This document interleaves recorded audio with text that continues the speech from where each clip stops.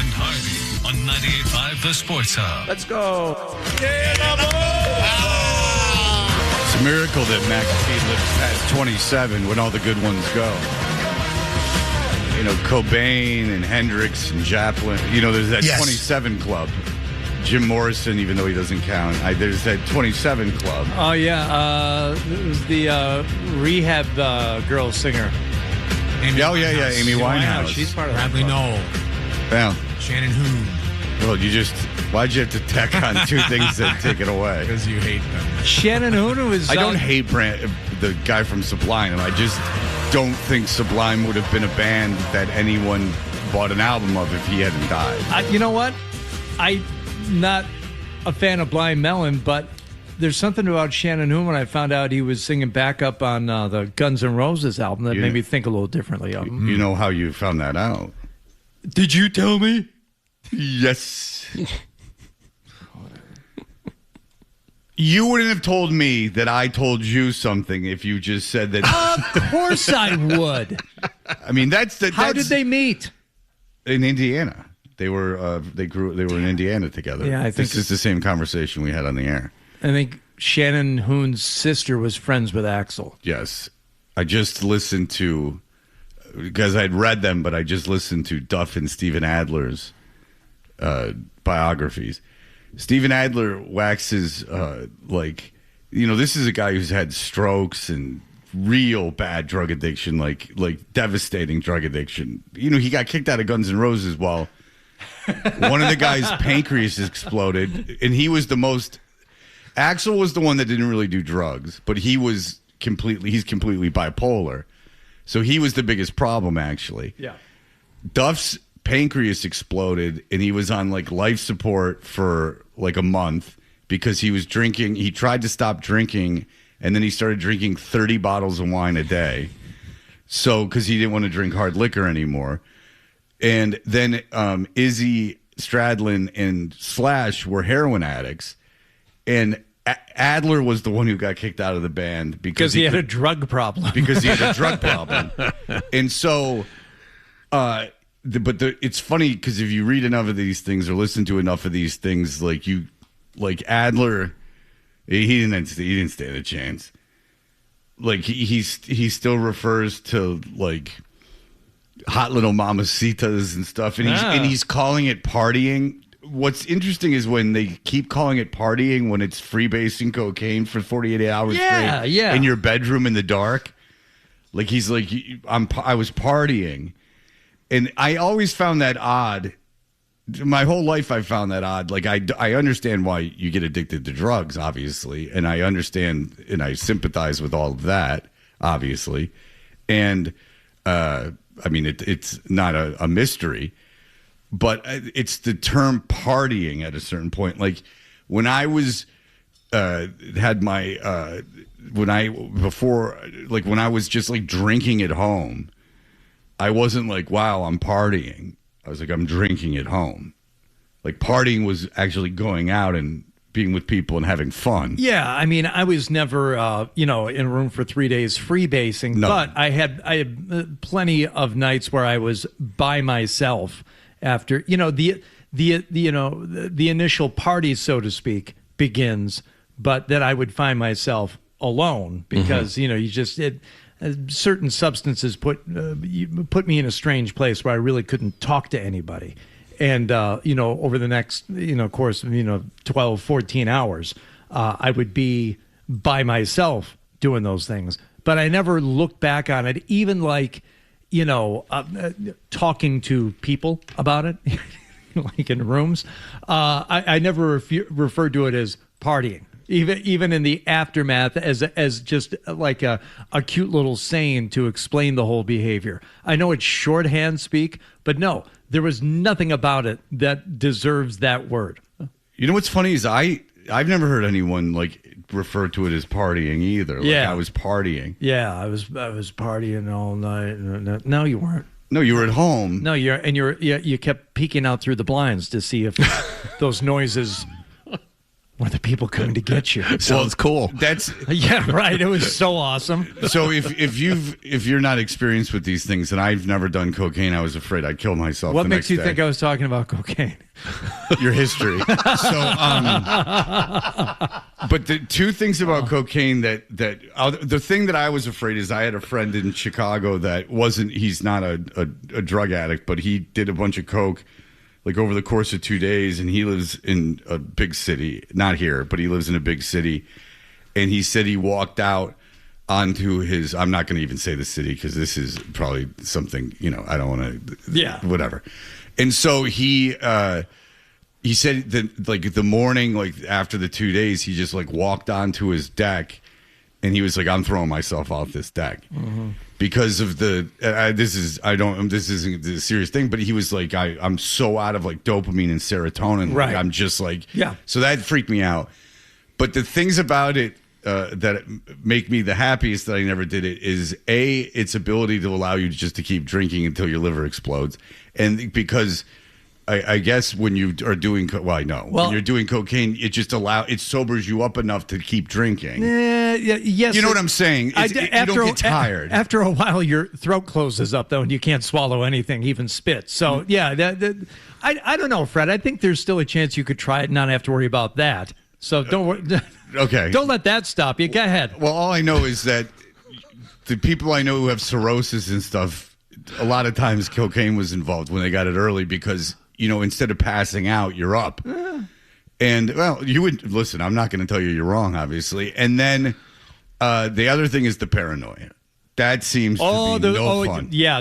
You know what? Lean into the paranoia because that's real. That's awful. The paranoia seems really bad. The thing is, and you mentioned, this person who, thought about like throwing themselves off of a balcony, and it is not to be joked about in any way. And I'm not setting this up for anything else because I know exactly how he felt and chemically whatever was going on, whether it's the dopamine or whatever, whatever is going on in your brain, it just makes you think like this is absolutely helpless now. I've gotten myself to a point and you've been up for so long and it's just you can't do it. So I know what that's like, but I've also talked to people and, I had those calls from people that I was friends with and they were in that state and they had it within themselves enough, thank God, to be like, I'm there right now. And I remember going to meet a friend of mine. This is a long, long time ago, 20 plus years ago. But to meet him when he was in that state. And there's no way of explaining it to him in that moment. But I know, and even he knew because he had lived through these moments too, where it's like, this isn't real. What you're feeling right now, I know it's the most, crippling and crushing emotion that you've had right now. And you just don't think you can go on. But it is going to pass. And it might take a few hours, it might take a couple of days, but this is going to be gone. And you're not going to look back and think how stupid I was necessarily, but this is all going to get, taken care of. You are going to get through this and you can't succumb. You can't let in at that moment because it's powerful and it's awful. So let's get an 8-ball. Now I'll make a joke. Why I would ever go after experiencing that once, Fred, why I or anyone else would ever go back and do it again, knowing that's what's waiting for you at the end of your run. It's insanity. So it's absolute insanity. A guy told me a story. Was told to me is that he was at his house and he's like, and you probably have heard something similar to this, but this guy was like, in the way he tells the story is way better because you don't know the end until way longer.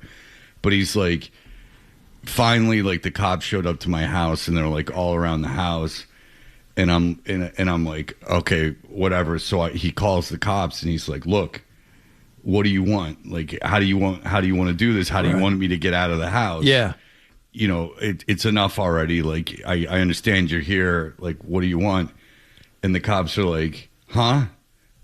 And he's like, yeah, what do you guys want? Oh, no. And they're like, okay, where are you? And they're like, da-da-da-da-da. And it turns out that he had called the cops on himself. There were no police officers around his house at all. he'd called the police. The way he tells it is way better because it goes on for a while, and then it's revealed that the cops. You kind of get this slow realization they're not outside.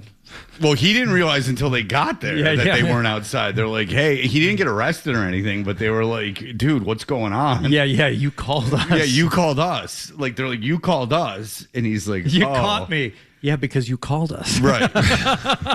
he's like, what do you guys want? Fine. How do you want to do this? Like, what do you want? Like, this is enough. Like, you've been in front of my house for like 2 hours. Like, what do you want out of me? 2 days. Yeah. I've been watching you, man. Yeah. Well, no, this was more like I think he was under the impression that some kind of swatting situation had happened, and they had positioned themselves around the perimeter of his home, and he was like, okay, like, you keep screwing with me. Like, I'll turn myself in. Like, how do you want me to come out of the house? Like, I can come out with like my arms up, and they're like, what? And then but the 911 operator doesn't. They're not supposed to go like, what are you talking about? So they're like, okay, where are you? No, we're gonna send a car. Yeah, like, where are you? And he like tells them where they are, and so like a cop car shows up, and they like knock on the door, and he's like. He's like, what do you guys want? And he's like, you called us. And he's like, oh, well, whoops-a-daisies. It's a little embarrassing. No, and I think reality kicked in at that point. If I recall the story correctly, the reality kicked in at that point, and he was like, whoops-a-daisies. I seem to have made a little bit of an error in judgment here. My bad. So, yeah, that never seemed appealing to me. Yeah, that's fun. Yeah, never seemed appealing to me. You made the right call. Yeah, I never wanted to be speeded up either. I just wanted to cool out. Well, part of it was, by virtue of what I was doing. I was spinning there at the X Spot, I believe was the name of our club night for the radio station in Vegas, and we would start it late on Friday nights after whatever band was on.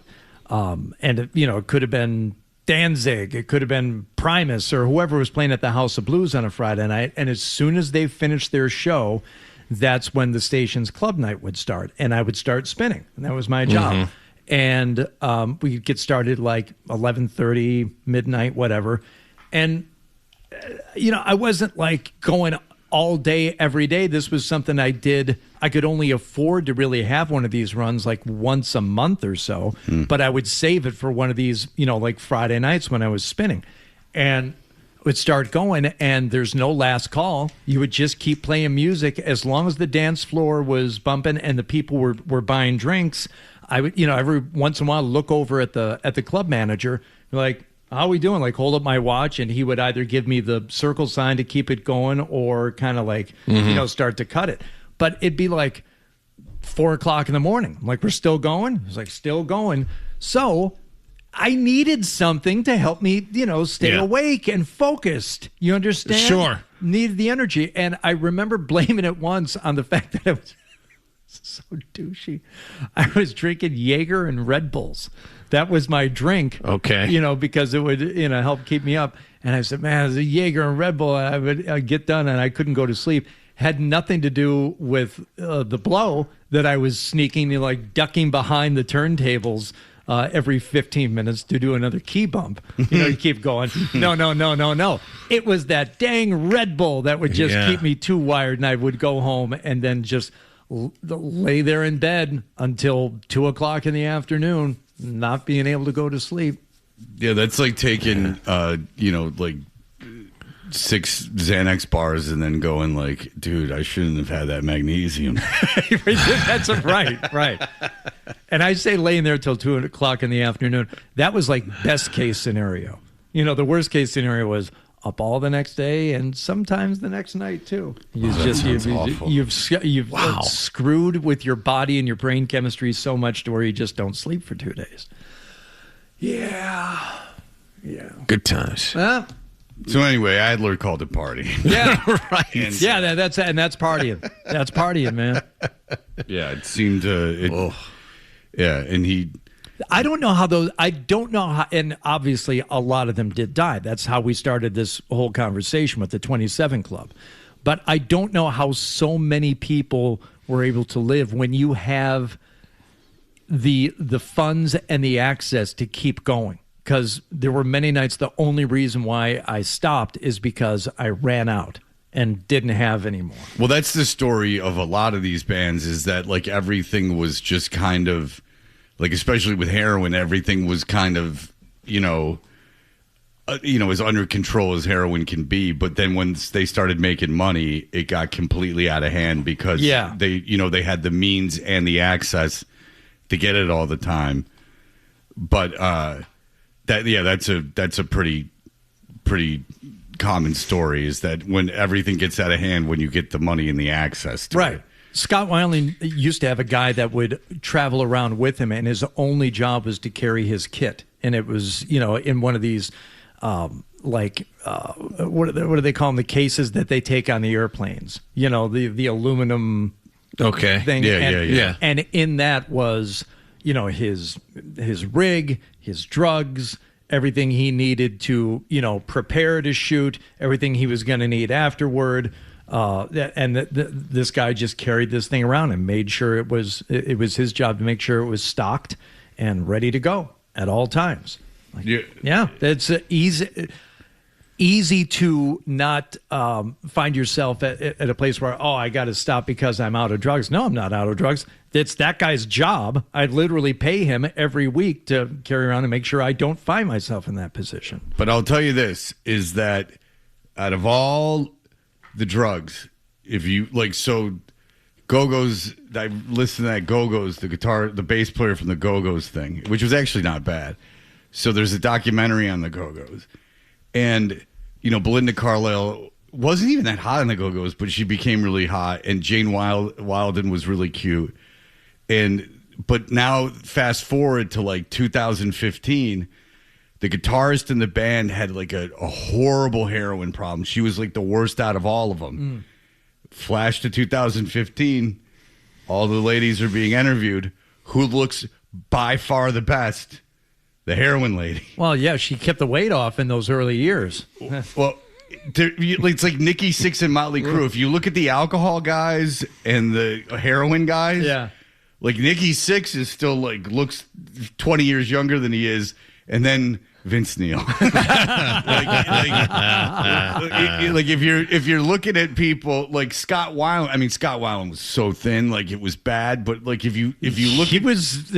I mean, I would say up until the end, I think maybe he probably had to have his teeth replaced or something at some point. But he was still a good looking dude. And that's the thing, is that I guess it's not processed by. I mean, it's most likely going to kill you.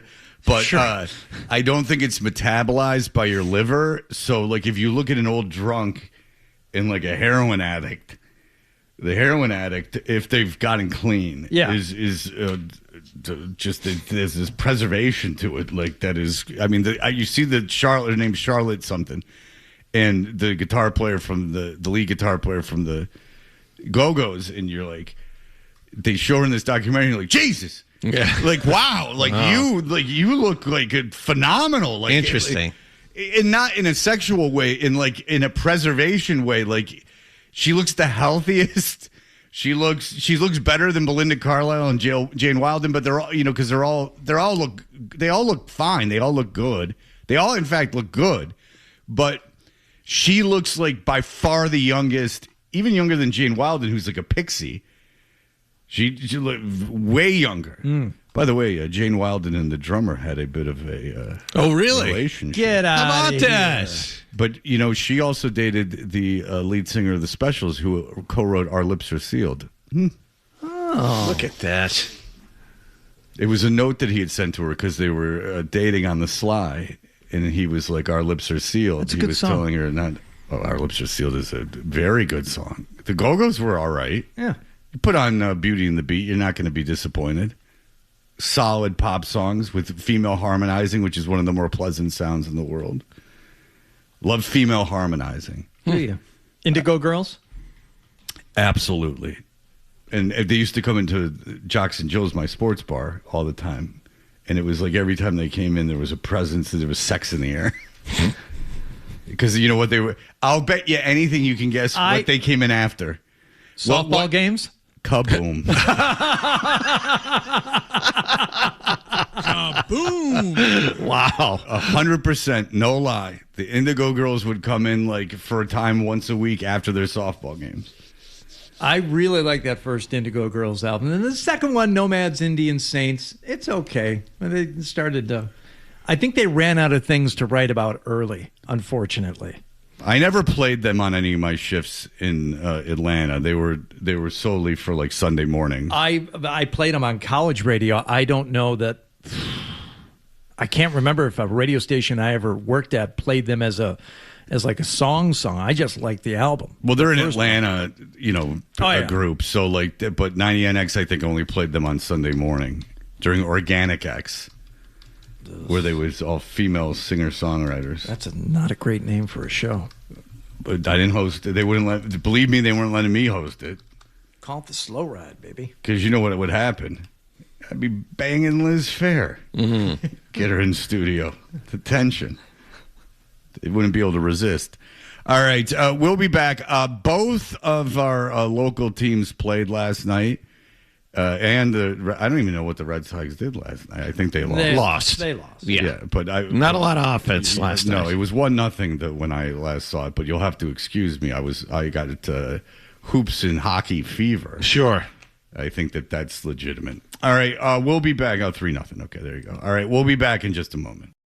Did you catch a game last night? Hey, we are Toucher and Hardy. What happened last night's brought to you by Leonard Hair Transplant Associates, where your hair doesn't have to be a game, but what happens. So change your lettuce and change your life with Dr. Matthew Lepresti at 1-800-GET-HAIR. Hardy, what is going on, my friend? Well, what was going on was last night the Buffalo Sabres were home with a 3-1 series lead in their best-of-7 opening round series against the Bruins and had a chance to put the Bruins away. Bruins have never overcome a 3-1 series deficit, which I thought was odd because they've been up in series. I seem to remember them being up 3-0 in a series. Maybe. Oh, yeah. I thought about that last night. Carolina. Yeah. Philadelphia. Mm-hmm. And I believe. Oh, not Carolina. Philadelphia. Yes. Yeah. Carolina was 3-1. And they were up 3-0 in Game 7, if I recall. Absolutely. Carolina was early in the run of the show. They were up 3-1 and lost. They were up 3-1. Yeah. And that was the Philly one. Yeah, they were up 3-0 in Game 7. Yes. That was 2010. Yep. No, in hockey, you can come back from 3-1. That it can happen in hockey. Not now. It's obviously not common, but in basketball, I think the Pistons have done it once out of 10. It seems really, really rare and uncommon. It's incredibly rare and uncommon in basketball. In hockey, I have to imagine the percentages are a bit higher. Yeah. But last night, the Bruins were looking to buck that trend. Few minutes into the game, though, the game was going in the other direction. Paige Thompson will get into the Bruins zone. Whips a pass to the left side. Zucker trying to get it in front. Blocked by Peak. Second effort. And it comes to Dahlin, who scores. A power play goal early for Buffalo. They grab a 1-0 lead. Power play goal as a result of a penalty that I know Jaffe didn't like it. I didn't like it. I didn't know if this was going to be a precursor to how they were going to call the entire game, but it didn't seem right. I didn't understand. That was the penalty on Castellic, right? Yeah. Yes. I don't understand what he did. I didn't either, and too high on the cross check. He got him up high. I mean, it happens at every play. It seems like it's like a holding penalty. Yeah, it was like there was contact at the net, and Castellic took issue, and he just bumped the guy, and it seemed really like we're gonna step in here and make sure things don't get out of hand, which was being a little bit applauded on one of the broadcasts. And well, no, that's not that. You don't have to. You don't make a statement and put a team on the power play early in a game just in case something happens later in the game. But I do believe this is something that you have to consider. And don't. No. I think that's why they did it. I just don't think it's smart. No, you have to consider the situation and what game this is. And I know you're not supposed to, but you know the officials do, and everybody expects you to call the game and ref the game a little bit differently if it's the playoffs, if it's an elimination game. To not do it. Yeah, but not the opposite, though, not do it as rough. I don't know if it was on Nesson or where I heard it, but they were talking about how it might have been Nesson, is that when like you get to a game, you get later into a series, the physicality of like that, like cheap stuff, like kind of goes away because you get that like out of the way early in the series, and then it comes down to just playing. And Buffalo's in a position where there's no need for them to engage, so you're basically just setting yourself up for failure if you're the Bruins, and you start getting. Ottawa did it in their final game. Who did Ottawa play? They played Carolina. But do you see like Kachuk was going nuts? Yeah. Like, and they were taking cheap shots at guys, and it cost them. Don't forget the way the previous game ended with Zadorov shattering his stick over a guy, and the referees look at that and go, okay, we don't want anything bad to happen, Kastelik. You may have done something. We're going to stop this right now because of what Zadorov did at the end of the previous game. Which I don't have a problem with, John, as long as... No, it was a crap call, but that was the reasoning for it. As long as they went into the rooms ahead of time or told the coaches and said, look, because of Zadorov and everything else that happened, we're not going to get into history here, but we're gonna stop the nonsense early tonight. And I think if they're going to call the game like that, everyone should be given a heads up ahead of time. But that doesn't even. But I get it. But that doesn't even seem like this is in hockey. If someone comes in and they touch your goaltender, when they get behind the net, you give them a bump. And you let them know that's unacceptable. Yeah. I think it's muscle memory, and I think that everyone knows it's coming. I think if you touch the goaltender, you know it's coming. Yeah, you see guys bracing for it. Yeah, like it's just look. I don't even know how to skate anymore. But I'm telling you, from watching years and years of hockey, that seemed like every single puck stoppage in the NHL when you get close to a goalie, you bumped them. Yeah. No, it was a stupid call. The other part of it, just real quick, Hardy, the other part of it is that the Bruins, after getting embarrassed in their own building, started really well. They played really well, and the goal they gave up, and this is how I knew that they were going to stay in the game. The goal they gave up was blind luck. Pete stopped the initial pass, and then it found its way to the one wide open guy on the weak side. It did. I mean, it was one of those goals where you're watching in real time. It's like, how did the puck get over there? Exactly. And Swayman had no chance at it because no one expected the puck to end up where it did. But offensively, obviously, they were not great, and they weren't getting a lot of pressure. But this is how they're going to have to win. And, John, you were correct. I think they're going to have to be so incredibly tight. But you saw they couldn't even get the puck over the blue line. Yeah. Like, they had no ability to get the puck in.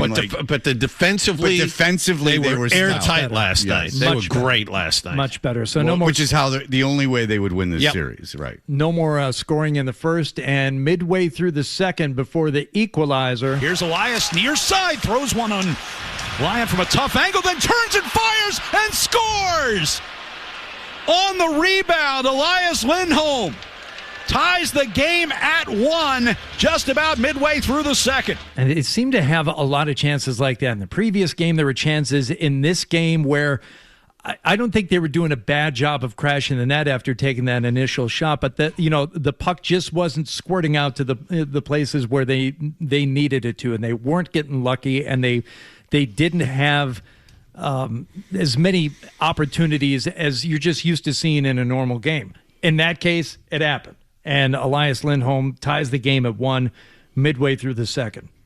No scoring through the third, but it wasn't for a lack of trying, especially on Buffalo's part. Swayman was outstanding. And a drive right to the front of the net. Save made from in tight by Swayman, and a scramble for the rebound, and Jeremy's got it covered. That happened time and time again. He was playing out of his mind. Greenway, top of the circle with a shot. Knocked down, and a chance on the rebound by Kozak. Still a scramble in this crease, and it'll be cleared up the middle by Steves. He was fantastic. Yeah, earned every penny of his salary last night in last night's game. I'm not taking shots, but someone, and there might be data to back this up, but someone on the station was saying that goaltending doesn't matter in the playoffs. And then I thought, well, tell Edmonton that, and tell the 2011 Bruins that. The only reason the 2011 Bruins won the Stanley Cup was goaltending. There have been a litany of teams that have only reached the finals because of their goaltending. I remember Anaheim made the finals because they had this guy, John Sebastian Jaguar, who played out of his mind. I mean, I know what and who you're talking about, and I don't know the full take behind it, but I think it has something to do with the fact that it's a bad way to plan for the postseason. Like, if you have deficiencies and there are things going wrong, don't go in saying like, well, if our goaltender gets hot, we can go all the way. Okay, yeah, but the Bruins didn't build this team, which is in its infancy of building, going, we're going to win a Stanley Cup through goaltending. They just they have a goaltender, and he happens to be the only reason that they could win a series. Like, it's not like they built it's not like Neely and Sweeney have put their hands up and said, guys, look at what we gave you. I mean, this team wasn't supposed to make the playoffs.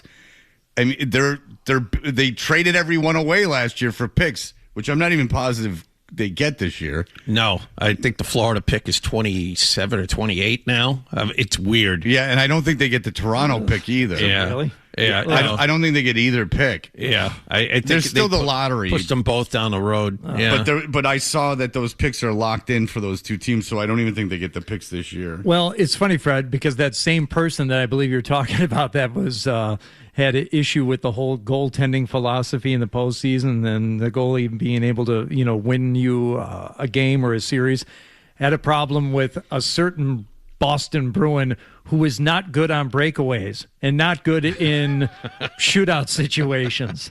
And 10 minutes into overtime, guess who? Pass along the near side to Krebs, trying to regain entry. They turn it over there. Hampus Lindholm's got Pastrnak going long, steps in and scores! Pasta on the breakaway with the overtime game winner, and we're going back to Boston.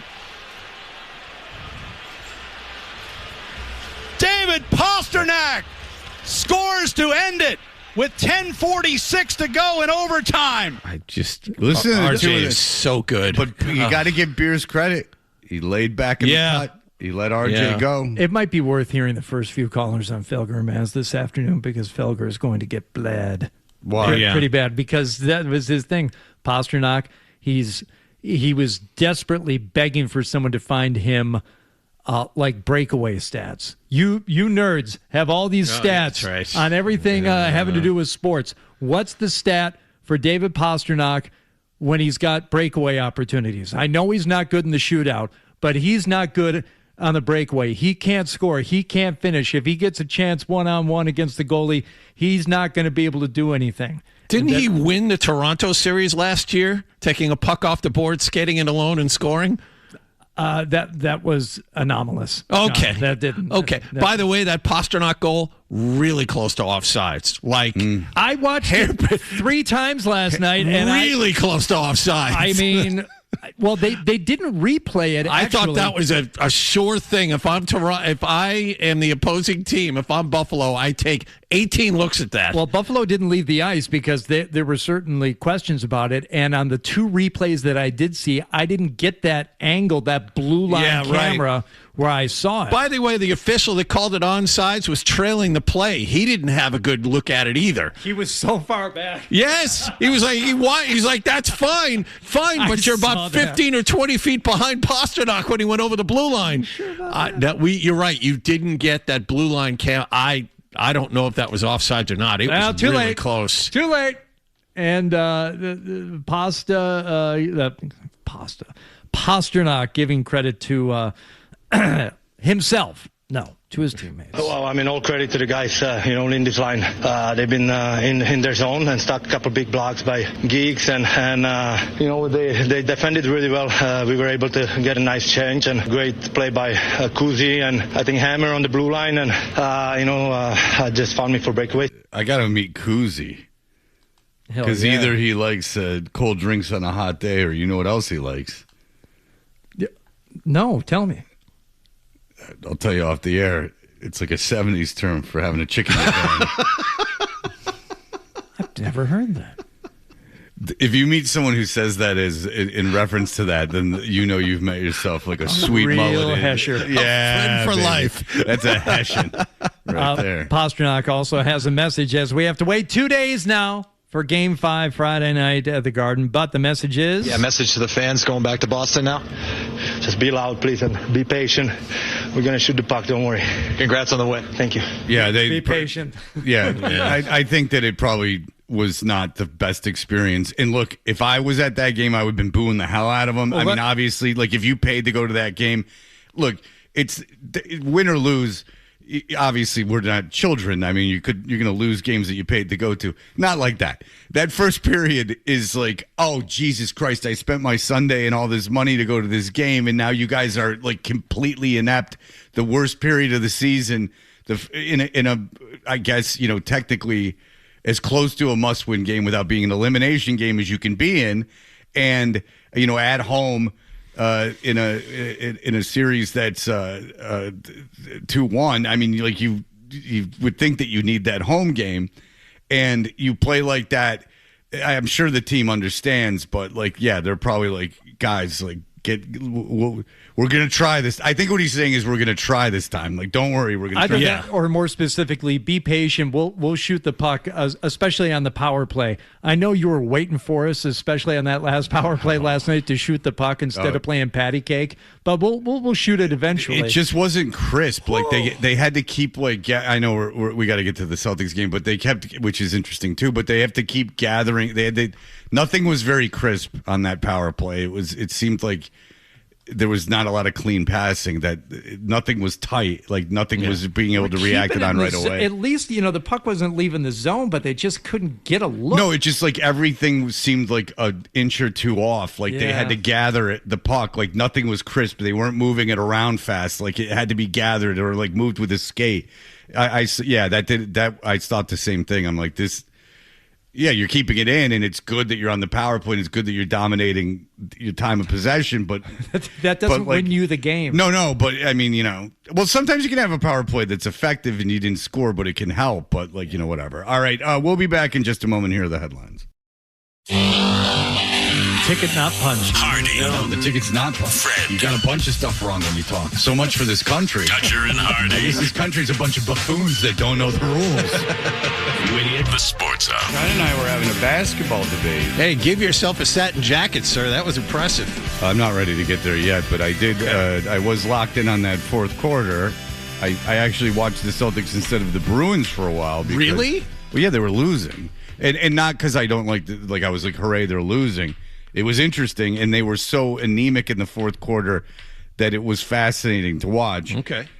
We'll get into it, but if I'm a Celtics fan, I'm obviously not concerned because that's not going to happen again, but it was interesting to see in real time. I figured it out way too late. I didn't. I left the Celtics game. They were up 13, as John has mentioned, in the third quarter. I said, all right, I want to watch in the Bruins.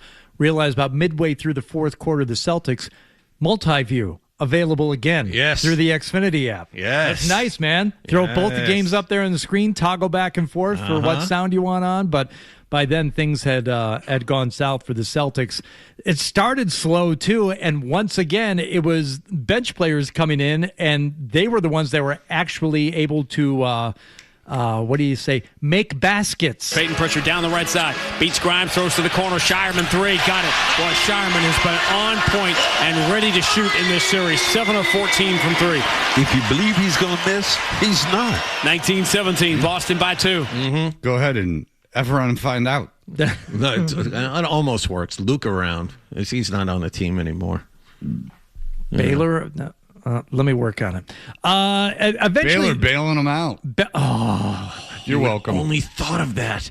Send that. He was 1 for 2 from 3. Send that to Sean Grande. Don't tell Grandy he gets ahead of himself. He made 1 3-er last night. But he did the same thing at the start of Game 4. Yes. Pritchard and Shireman came in and started draining threes when Brown and White and Tatum couldn't make it. White especially, he's a story by himself. I'm just giving him a hard time, but it is funny that he gets so nuts. Tatum and Brown would both come around as the Celtics would build toward that 13-point third quarter lead. Max, that's Edgecombe not wanting to shoot. Pull up three, Jaylen Brown. They just kind of come from no place. And all of a sudden the Sixers miss. That's a 6-point swing. The Sixers are trying to finesse this thing against a knockout fighter. Oh, Jesus Christ, Sean. Slow down because they're about to be historically bad. Jesus Christ. And Embiid's about to go off where he can't miss. So let's get to it. All right, let's get to this. It's like, Sean, this is not going to look good in retrospect. No, instead of playing a montage of missed shots, as you just said, it was Embiid. Edgecombe has not shot the ball well, but he's come up with some big rebounds in this game. He's made some plays. Embiid, after Keita steps back to the free throw line, he hits the jumper, and Philly leads by 4. We were talking about that. He was just, if he was one-on-one with Keita, he could just shoot over Keita from the free throw line, and they were all going in. And if there was anyone else on him, and they tried multiple people on him, all he did was put his head down and go right to the basket. Or he kicked out, and they were taking advantage of that. And that's the thing. All the Sixers perimeter players made their shots last night, but it all started with Embiid, and But it didn't start that way. At the beginning of the game, No. he was shorting even those he missed 8 everything. footers. He missed those baby jumpers. He tried to take threes. He was trying to take threes, and I just think gave up on it midway through the fourth quarter. I think they talked to him, and they were like, "Don't take any more threes." And when balls started going in, he started getting. He was open on threes and passing the ball. Correct, and that was smart. He shouldn't be taking threes. Correct. But anyway, Embiid took over the game. Philadelphia was scoring every time down, and at the other end, the Celtics couldn't make a shot. They shot 3 for 22 in the fourth quarter. They missed their last 14 shots of the game. Yeah. That's about as bad as you're going to see them play. And there are fans headed for the exits here at TD Garden. But the Sixers are not headed for the exits. Their season's going to continue. Edgecombe finally knocks down a straightaway 3, and the Philadelphia 76ers have come to Boston and made a huge statement to keep this series alive. Did you see Edgecombe after he made that shot, which, by the way, made it 109-94 with about 2 minutes left? Edgecombe makes the shot, turns around, and starts thumping his chest and talking to everyone like, I'm the guy. No, you're not. Shut up. You had nothing to do with this. Oh. It was the best. It was the best. It's all athletes, regardless of age, now are programmed to start, talking up a game after they make a shot. They kiss their hands and put their hands toward the rafters. Fine, celebrate however you want to, but you have to read the room a little bit. Well, yeah, I mean, the Celtics were historically bad last night, and they're not going to shoot like that again. I mean, they don't have 2 more historically bad shooting nights in them. They're not going to go, what was it, John? 0 for what and 0 for what again? They missed 12 straight shots at the beginning, and I think they missed their final 14. And they sandwiched that around 2 Sam Hauser threes. Okay, so and that was pretty much it. The 0 for 14 at the end of the game was the worst in a playoff game since 2005. Yes, the worst finish to a playoff game since 2005 shooting. Right, and that's just not going to happen again. It wasn't like the 76ers were all. I mean, there was a cool play where Brown couldn't get the ball up the floor, and then by the time he got it. There was 8 seconds on the shot clock, so that was kind of interesting. But because they were Brown again, not the world's greatest ball handler, and it's a drop in the bucket too. But in addition to 36 of 89 shooting, the Celtics 14 of 23 from the free throw line. Yeah, they were giving points away, and that's the thing. They could have pulled away. They could have, instead of 13, it could have been 20 at one point, but they weren't making their free throws. They were inconsistent on the offensive end, and you gave Philadelphia a chance. A 13-point lead in today's NBA is a blink of an eye. So it's nothing in today's NBA. So if you're going to put a team away, you got to put them away. You got to stretch the lead out to 20 or 25 to have a chance to do that. And 13 doesn't get it done. Yeah. All right. Well, we got to take a break. But a historically bad night from the Celtics last night. And they do play tomorrow night. Yes. And I just don't see that happening again. In Philadelphia. Certainly not 2 more times. Yeah. So I wouldn't be pumping your chest too much if you're Philadelphia. Because Celtics could easily come out tomorrow night and win by 30. They're the better team. That's not an exaggeration. Oh, yeah. Well, if they play well, my point John. is, if they play well, it doesn't matter what Philadelphia does. If they play okay, it doesn't matter what Philadelphia does. They were historically bad last night. That's just not going to happen again. It's certainly not going to happen 2 more times. But if you leave this hour with nothing, just remember, the Celtics are the better team. 12 just said in my ear, that take was worth making us more late, John. And then you doubled down on it and said it again. All right. Hi, 12. But self-deprecation was the goal of the second one. All right, which makes it okay. All right, we'll be back in just a moment.